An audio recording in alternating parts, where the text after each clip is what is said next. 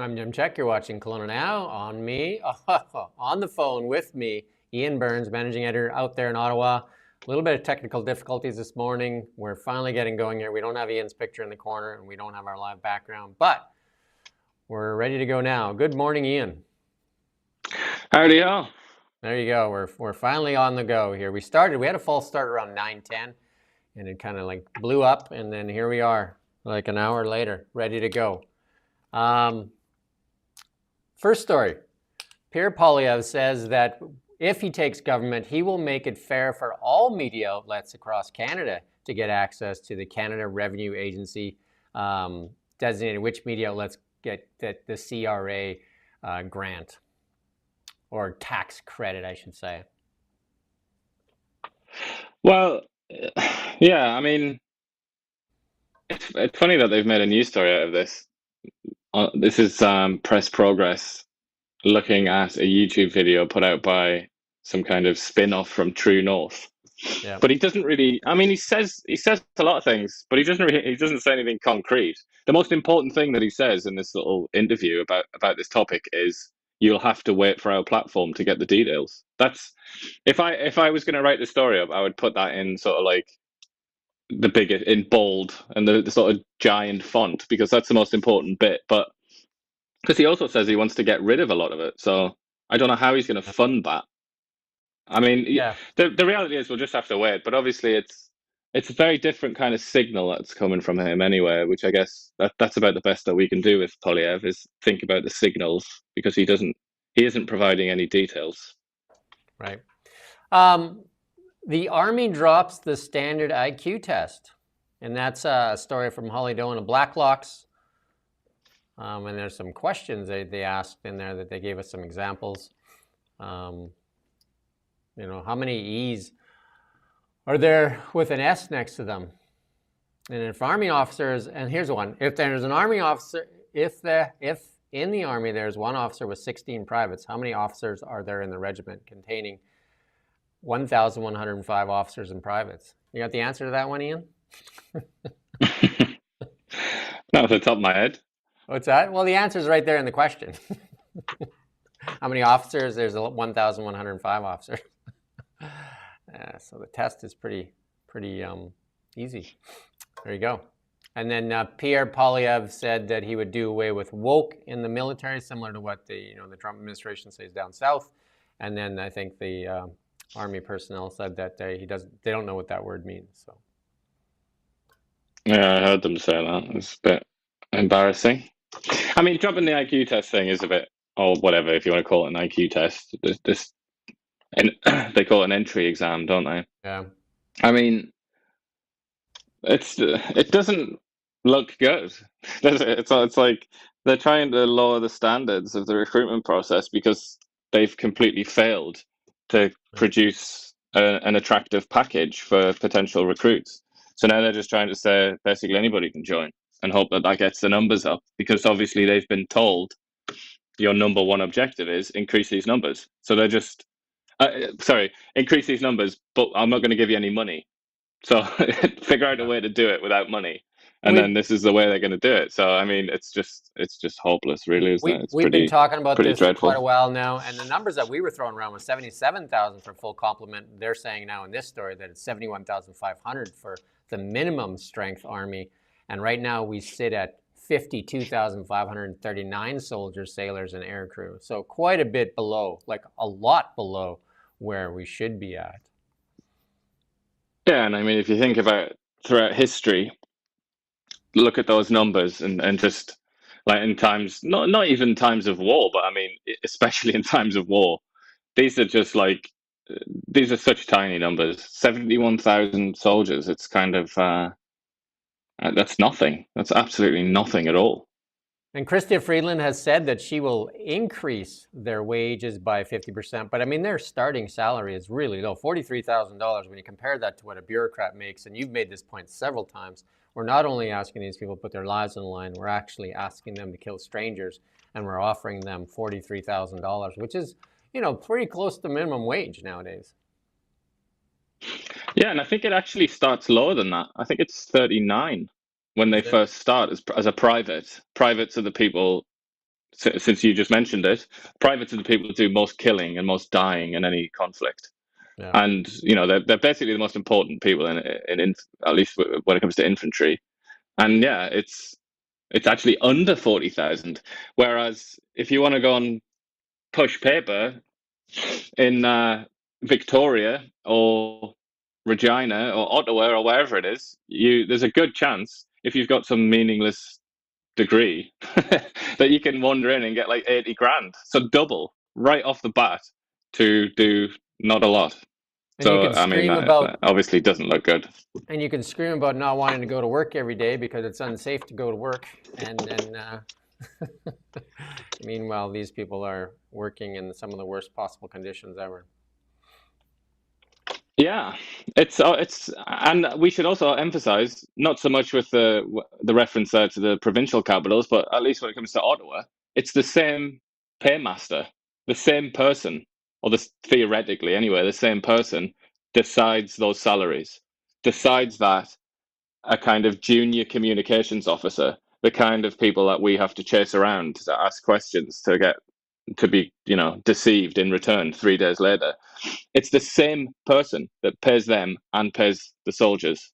So it's a conscious decision that has been made to pay vastly more amounts of money to I mean, bureaucratic white collar people. And here's the idea. Then we should switch the paymaster. The money should be coming out of the military branch, and then they're the ones that carve the checks instead of the bureaucracy, and then see what that flips over time. Well, to be honest, we've been living in this sort of like fat, bloated times, haven't we, since the end of the Cold War, where we've been living in very, very silly times, completely unserious, stupid times, haven't we? Where we haven't even really we haven't been in reality, but it's become increasingly obvious, I think, over the last few years that we are hurtling back towards reality, and I think when that happens and when everybody realizes that's where we are, the priorities will have to shift back to something a little bit more normal. Speaking of fantasy land, Justin Trudeau promises a bullet train, that same bullet train that was promised in 1967. Justin Trudeau, in one of his final strokes there, comes out and says that he was going to build a high-speed rail between Quebec City and Toronto, and $4 billion just for the planning stage that'll take about 6 years, and named the usual crew of people that'll be accessing that money. And that and for some reason, it's a company renamed SNC Lavalin is in there, as well as, I think you got all the names there. I think there's 6 companies in the consortium. 3 of them are French, 2 of them are from Montreal, and 1 of them's Air Canada. I think that's right.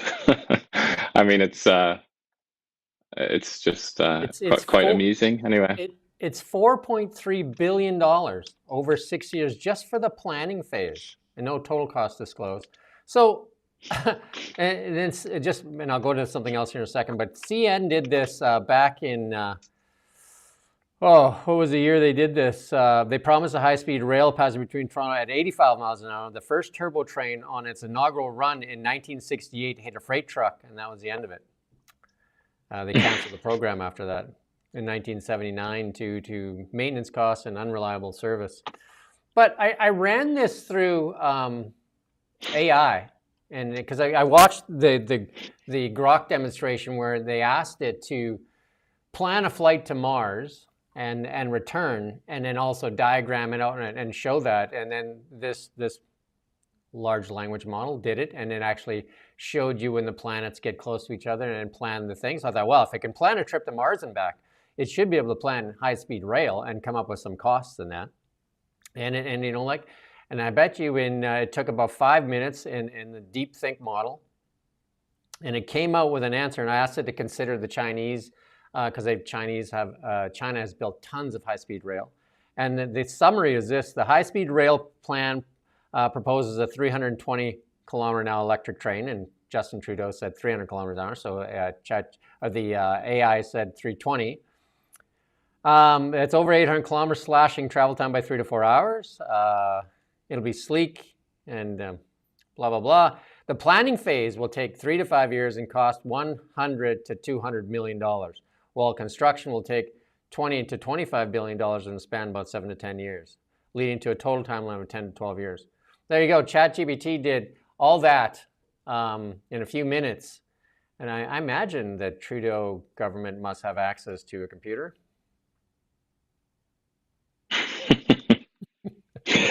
Yeah, but I mean, the thing you haven't factored in is which special interest groups do you need to appease, and whose good favor do you need to win? I mean, how are you going to type all that in and get ChatGPT to think of all these human elements? Well, that's what a lot of people are saying on the internet. This is the largest vote buying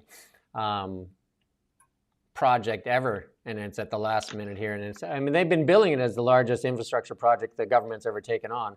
But in his speech there, he said that future governments have to figure out how to pay for it.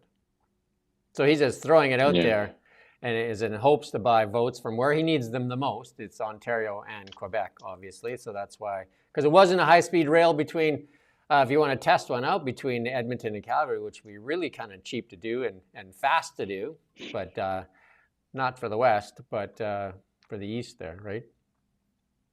Yeah, I mean, I think the political side it's kind of obvious, isn't it? Quebec, and particularly Montreal, is the kind of capital of the Liberal Party, isn't it? It's like, without that city in particular, the Liberal Party doesn't really mean anything. It doesn't really have anything. That's like its heart and soul is Montreal. And if these polls are to be believed for the next federal election, then they're about to lose most of their seats, by the looks of it, to Quebec nationalists. And therefore, I suppose if you want to look at this very cynically, you could say the Liberals are offering something to their main base in Quebec that their rivals would never offer, which is a railway line into another province, which that lot, the enemy for the Liberals, would actually like that to be another country, not just another province. So I guess in a way, it's kind of, they're trying to play to what they uniquely can offer the people in Quebec. And there you go. And I guess that probably explains why it's all Quebec and French companies that are involved in it. Yeah, so again, it looks like the AI can do this for a lot cheaper than $4.3 billion. I don't know where they got that number, 4.3. Did all of those 6 companies just say, hey, we'll take just slightly under $1 billion? You want to be too greedy? We'll take each slightly under $1 billion. If you just, put that forward, we should be able to do some drawings. Yeah, that should be able to, they can probably pay for the Adobe subscription costs so that they can get something sorted on Photoshop. That's about how much they cost now, isn't it? Adobe subscriptions. So I'm willing to do the whole thing for under $1 billion, and I'll have it done probably in a year. Yeah, but you don't have the insight that Air Canada has, for example. I mean, Air Canada really does know trains. You got to remember that. Well, they don't know. No, I don't. I won't even go there. There you go. David Eby. I won't even go there. Too easy. You can come up with your own. So David Eby in the hot seat. We're going to play a little clip here from David Eby.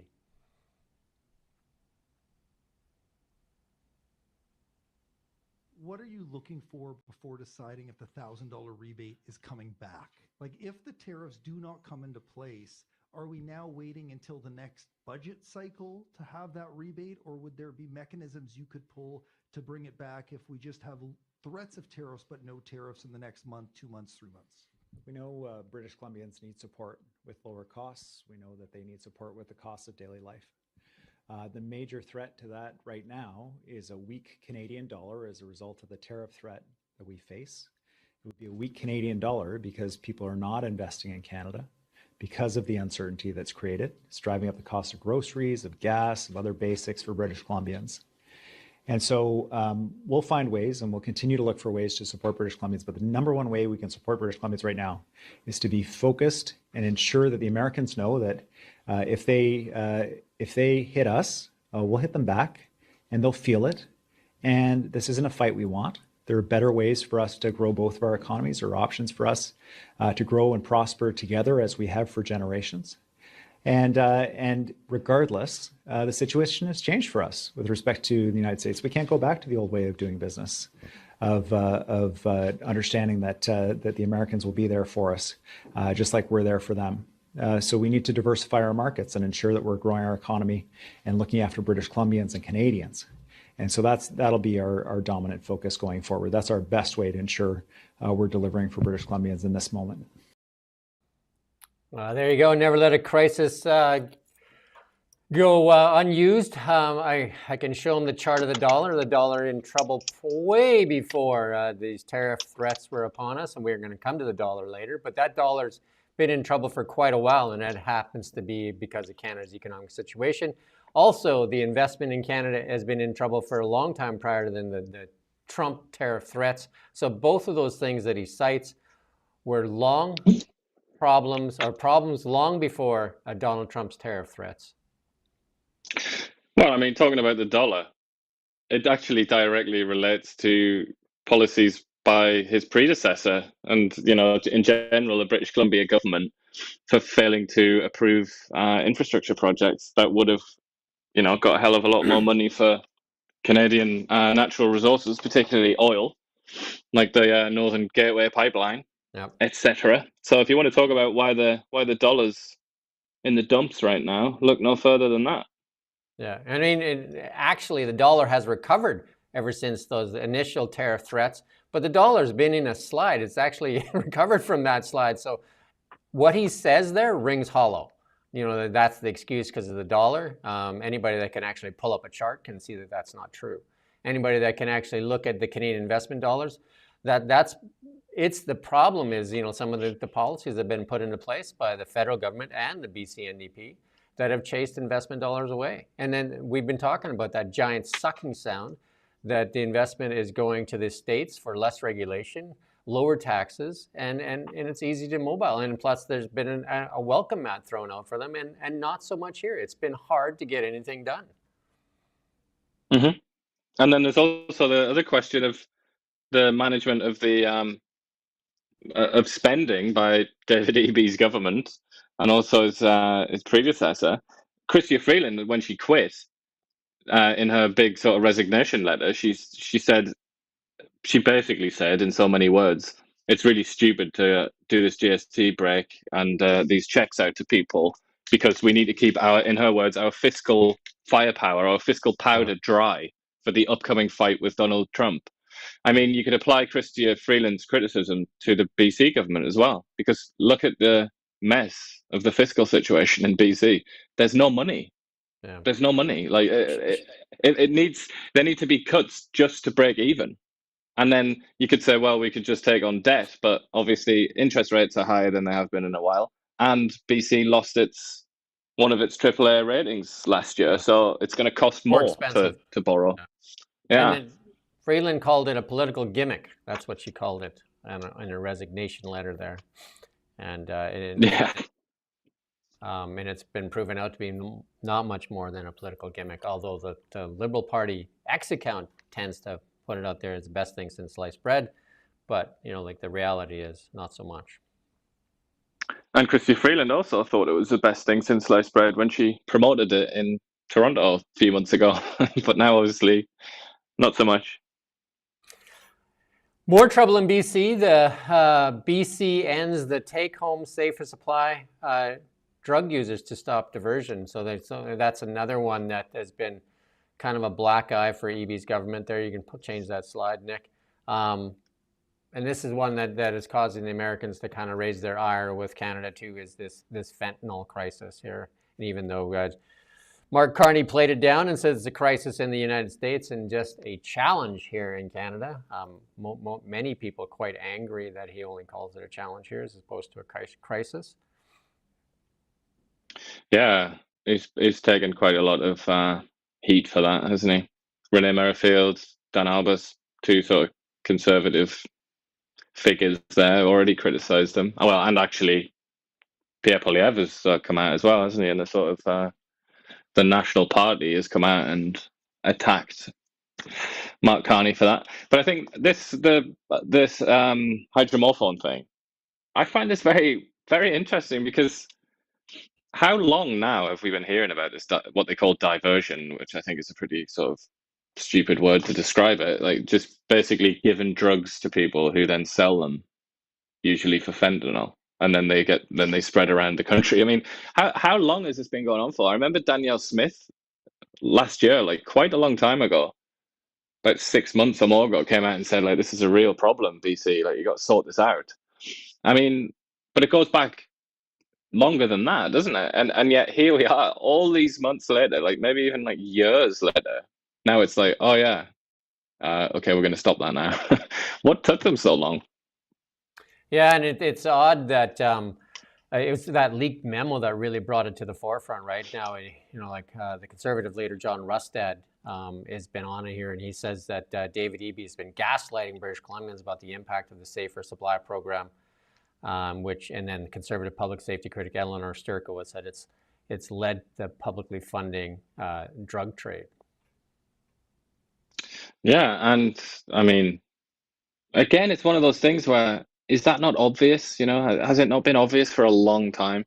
I mean, sometimes the RCMP was sending out press releases, just like your run-of-the-mill sort of constables or whatever, not like high up press releases, but in places like Prince George, they were releasing it and they were saying, "Oh, we found all these hydromorphone pills," like when they celebrate their busts, and they're saying, "Look at all these hydromorphone pills, which we're pretty confident they have been obtained through diversion." Like this has been coming out for ages.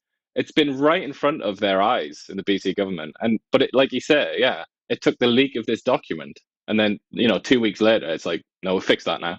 Why did it take that? Why did it take that sort of unusual event, like a leak?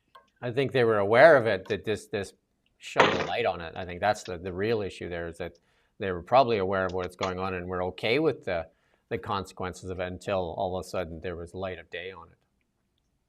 Yeah, well, or maybe they looked at it as a kind of a necessary evil or necessarily bad consequences because the primary objective was so important to them, like getting out this hydromorphone. Yeah, you know what? It's been kind of the MO of the current governments, is that they have a tough time admitting they're wrong and backtracking on things, and we've seen this over and over and over again. The carbon tax, which has basically been the downfall of this government, like unwilling to back off of it.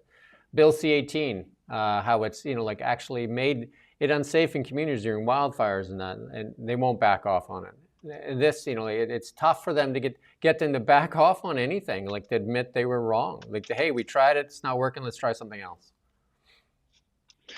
Yeah, and what I can't actually, is it C-69 is the one that sort of effectively made it very hard to get sort of pipelines built as well. It's kind of, yeah.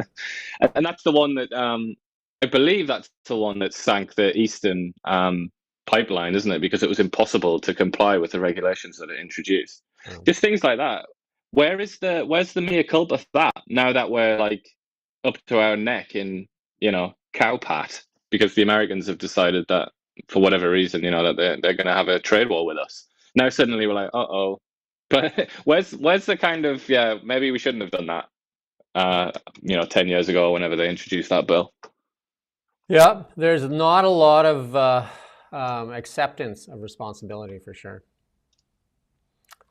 The big game goes tonight. Donald Trump to speak to Team USA before the Four Nations final. This takes place in Boston. So a lot of people are, they're going to be watching this game. I just did a show with Big White there, and they said their bars are going to be full. And he's got, a lot of skiers up there, Americans as well. So they have a blended audience there of Canadians, Americans, and a lot of Aussies as well. So,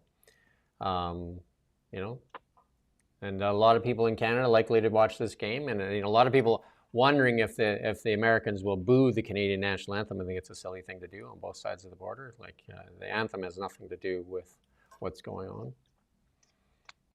They should boo themselves, really, shouldn't they? With they started this fight.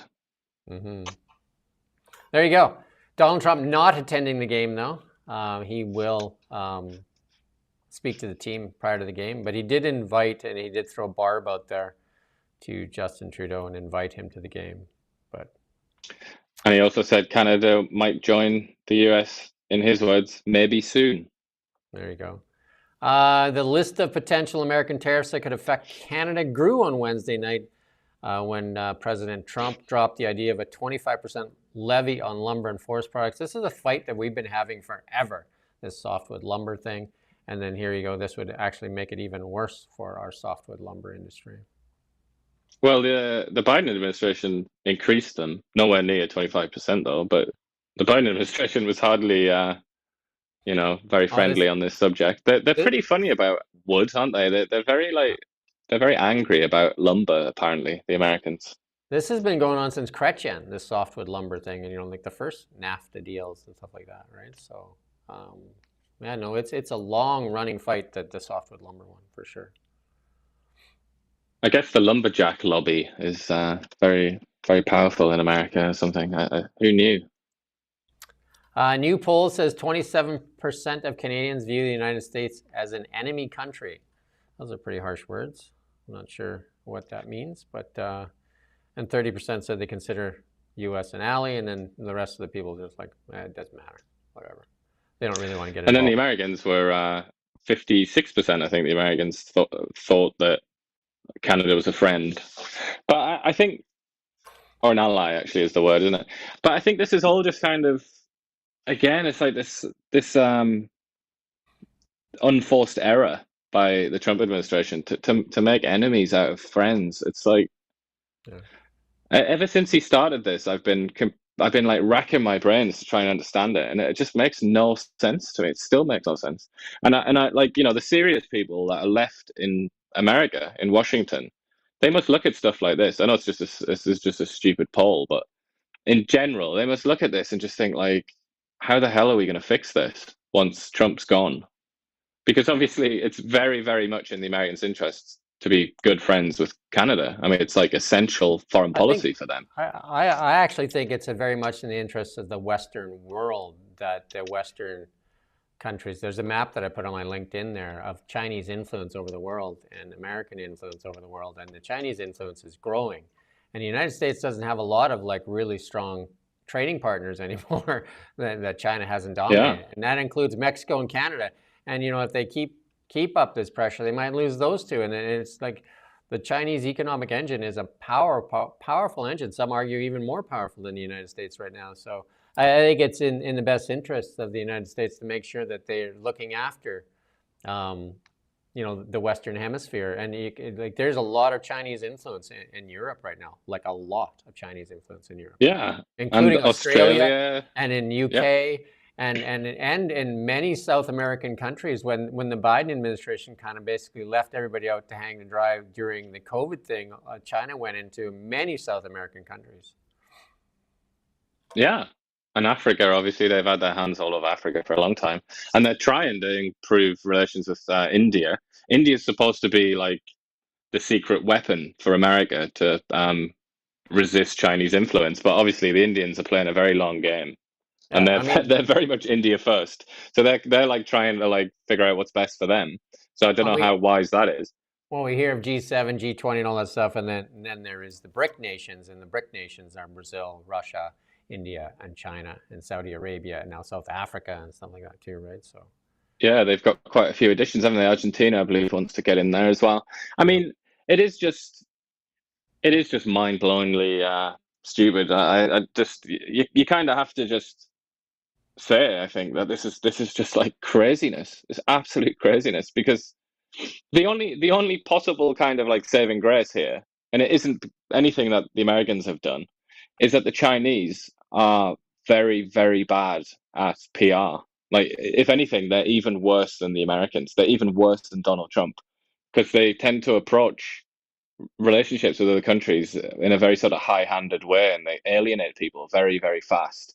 And that's why, like, the Philippines, Vietnam, all these countries, Japan, Korea, obviously, all these countries near China, they all have turned their back on China, and they all look to the US to kind of, or the West in general, to kind of like help them with China, because the Chinese, they just they tend to push people away. So I don't know. I mean, that's the one kind of like positive, I guess, that the Chinese aren't very good, even though the Americans are really bad, especially under Trump. It's just so bad at keeping friends. The Chinese are also pretty bad at it. So there you go. Something else to think about. I watched the Bloomberg story this morning that, like you'd think that the United States, the biggest trading partner or enemy would be China. But I watched a headline that rolled across that says Trump ready to do a deal with China. I'm just like, what? Like if China's their real nemesis in trade, and yet they're willing to do a deal with China and their friend who's been their greatest ally here, including Mexico, and we're raking us over the coals. Interesting. Yeah. Well, China is realistically the only possible competitor to the United States in the world right now. The only other one is Russia and Europe together. That's always been the fear of the United States. That's why they invented NATO in many ways. That's why they, that's why they pushed for NATO. And that's also, many geopolitical nerds out there say, why they sponsored this war between Ukraine and Russia and sponsored the destruction of the Nord Stream 2 pipeline, because they wanted to do everything they could to break Europe and Russia apart so that they didn't join forces and potentially in 50 years or something be a competitor to the United States. So again, when you look there, what Trump is doing there doesn't make sense either. So it's kind of like in the Russia space. So I mean, very little of what he does makes any sense to me. I have to admit, I'm just completely at sea. I can't interpret his actions. One of the comments there on our YouTube there is about the forestry in BC. We've done so many stories on forestry in BC, and we spoke with so many people, including the forest minister, and recognized that the BC forest industry has been in shambles way before any of these Trump tariffs. We were talking about it during the election. Rustad said shambles. I think Falcon was saying that it's completely tragic, and there's just really bad management, and access to timber has been some of the complaints of some of the companies. Canfor again pulled its investment in Houston, said that BC is not a place to do business, and then also closed the Bear Lake mill and then cut production in Prince George, and AP Planers closed their mill in Merritt, and there's been just closure after closure after closure. Over 10,000 jobs lost in the forestry sector in the last little while. None of this having to do with the Trump tariffs. This is all just the way that the BC forestry has been managed for the past little while. Yeah, and the tragedy with forestry in well, it's not just BC. It's also true in Quebec to an extent as well, which is the other big kind of forestry province. But in BC, it's like there are many towns and cities and villages and whatnot that they're just like one sector towns. They're just trees. They're just lumber. That's what they are. And it's like this fight to keep. It's not just a fight for an industry. It's like a fight to keep entire sort of communities together, isn't it? I mean, it's like there's a massive human. Well, what do you do with your house in Bear Lake when they close the only source of employment that's 200 or 100 miles to the next town? Like, what do you do with your house? What do you do with that small business? There's no income anymore. What do you do? Yeah, I mean, I'm sure there'll be one or two people that'll set up a kind of nature retreat or something, or Airbnb. But in reality, in the north majority of them are just going to lose their value. I'm not sure if that's going to be so attractive in the north of BC, but anyway. Well, like grizzly bear tours, I don't know, but I mean, the point I'm making though, that I meant to make, is they don't really have any options, do they? It's except for like maybe somebody will hit the jackpot and figure something like that out, and then maybe the BC government will say, "Look at this great idea." But in reality, they're going to have to move, aren't they? And they're going to lose massive amounts of equity. When I interviewed the forest minister, they said that that they just have to accept retraining. We're gonna try and push fast through this stuff. Though Delta Airlines offering $30,000 for each passenger on that tragic airline accident there in Toronto. Luckily, nobody died in that accident, but each passenger is being offered $30,000. I don't know if that's Canadian or American. It's US. I imagine it's US because it's a US airline. And and there you go. And that's no strings attached. No strings attached. Yeah. Yeah.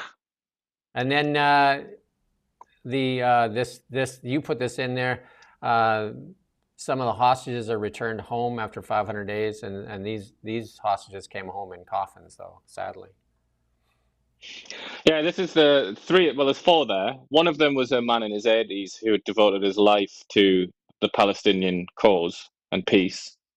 Because that part of Israel, right down there in the south, next to Gaza, it's kind of like full of a lot of hippie type people who are very like they're like peace sticks, you know, like they're very pro peace, which is one of the things that upset and shocked people so much that Hamas chose to attack those particular people, like the most peaceful and the most like Palestinian friendly people in the whole of Israel. But anyway, that's one, and then the other three are the Bibas family, which is a mother and two very young children who were all aged under 5. One was aged under 1, and the other one was, I think, about 4 or something like that. But they've become very symbolic.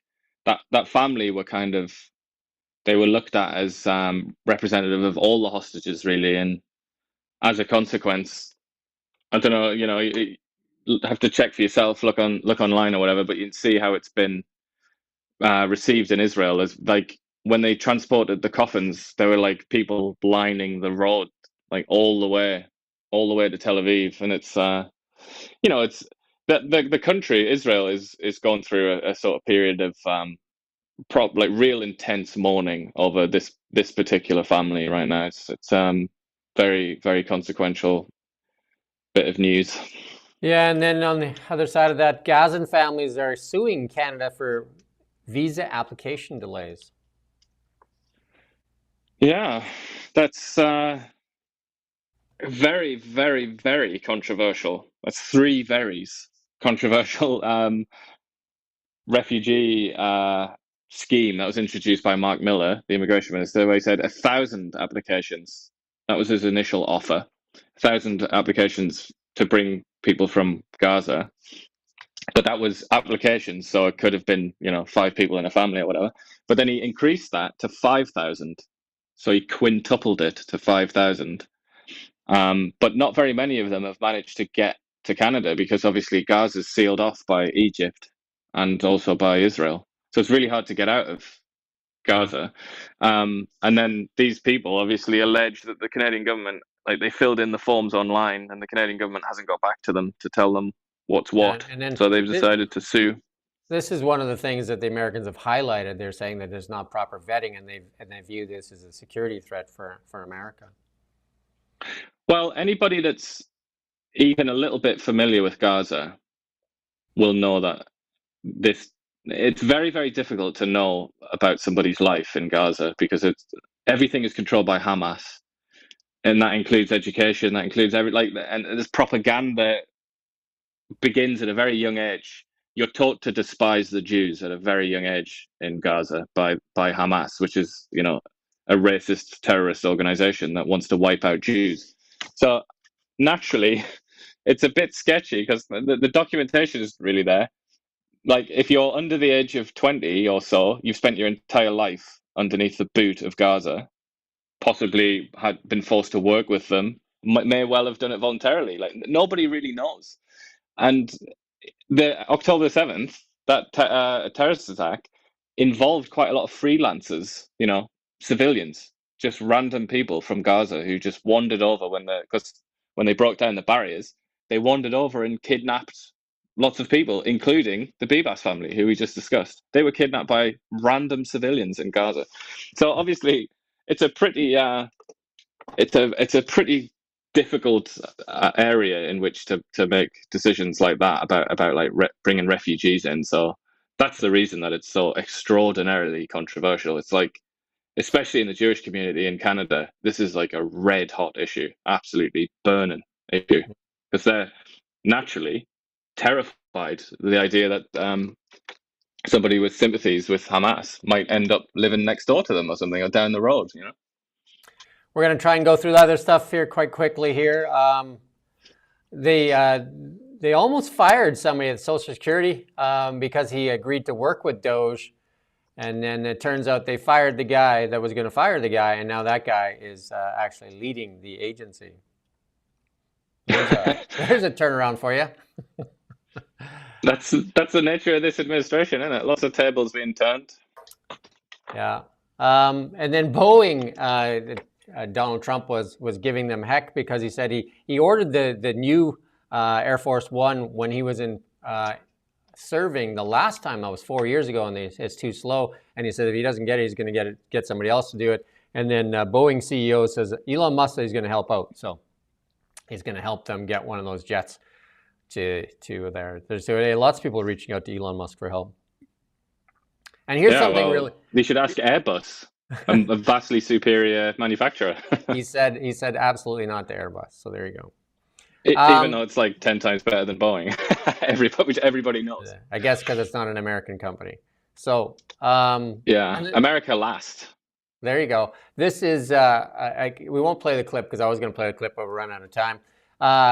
Down in the States now, you can actually order security. There's this app now called Protector or something like that. You can actually, for $100 an hour, you can basically get like almost like Secret Service. They're actually extra ex-lawmen and stuff like that. That'll actually come and ferry you to the airport or whatever. If you ever want to look tough and cool, you can get yourself.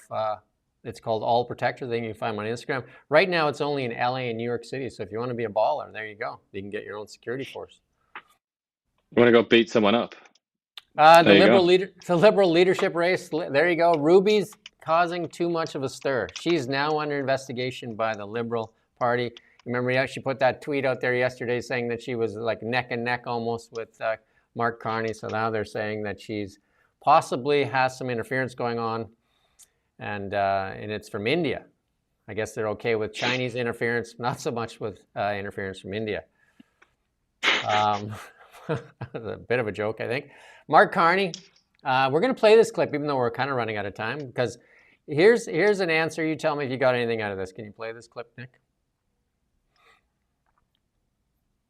The outline you released today sketches out considerable spending on infrastructure, technology, as well as a middle-class tax cut, financed entirely by savings found in government. I'm wondering how many billions of dollars you'll have to cut from the budget to finance your priorities. So the first thing is, if I may say, and this is a critical point, what we're looking to be much more disciplined around is the programs of the government or any direct investment of the government, that it catalyzes many multiples of private investment, and that as a consequence of that, it's growing our economy.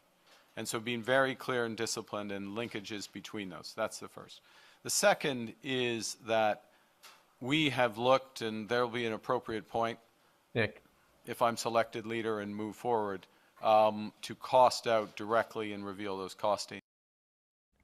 There you go. You can listen to the whole clip there. It's probably another minute there, but it doesn't really say much. At the end of it, a lot of people are saying, "What? What did you say?"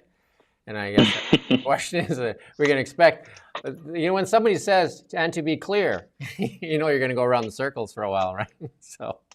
Yeah, just like if they said, "To be honest," they're going to laugh. Yeah. Let's move on to markets. Again, we're trying to rip through this because we have a live stream that's due here in the next little while here. Again, gold just kind of like making that run for 3,000 in US dollars. Not much change there in the crypto space too. Looking like it's going to take another challenge at the $100,000 mark there at 97,662. And here's that Canadian dollar we were talking about. Look at that. So David Eby should have a look at the next chart there, Nick. David Eby should have a look at the Canadian dollar and recognize that it's not as bad as he thinks. When he's blaming everything on the dollar's been sliding for months, years actually, well, months, you know what I mean? And then all of a sudden, it looks like it's actually up. So his excuse there seems a bit hollow. And the Dow's off this morning too, and it's off about 600 points there because of Walmart raising forecasts, concerns about earnings, right? Because they say a slowdown in people buying. AI in the AI world, Grok 3 is now going to be available for free for a little while until the servers melt. So if you want to try it out, it's pretty impressive. And that's where I ran that high-speed rail through. There you go. Grok free. We should let the Trudeau government know that you don't even have to pay for it. You can use part of that $4.3 billion. So you get a free app. I know that they like to pay for their apps. ArriveCam, what was that, $60 million? This one is free, so they probably don't want to use it. And then you can talk about this next one. You put an AI cracked superbug problem in 2 days that took scientists years to do. Yeah, this is the BBC here that we've got this excerpt from. I just think it's very interesting. It's this guy said that he spent a decade trying to figure this out, trying to figure out this problem in microbiology, and then he got the answer, and he was quite pleased with himself. And then for a laugh, he typed it into I think it's a Google AI, some kind of Google AI tool.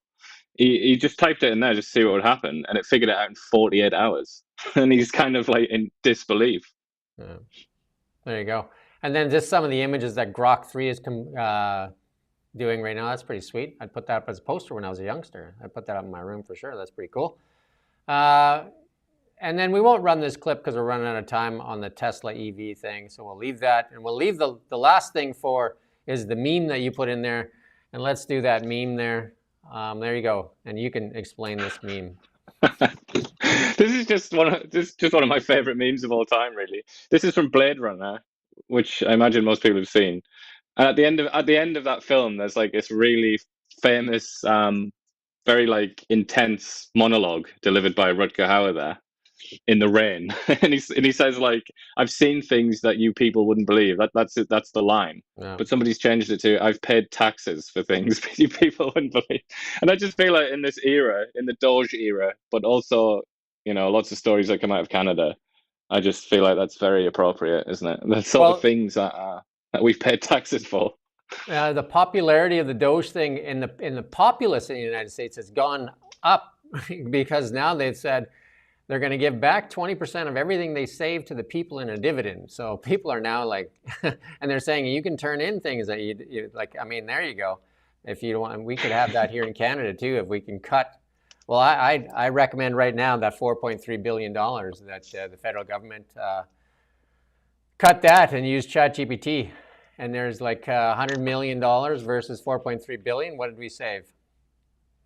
A lot. Yeah. Right? Well, that's the IQ test that the Army's just dropped. So we're not going to answer that question. We've saved a lot if we get 20% of that back. All right. But I don't know how the bottom line of Air Canada and SNC Lavalin will be going to do if they don't get that money. And McKinsey and Co. How much of that will McKinsey and Co. get is a good question, right? There you go. Well, Questions.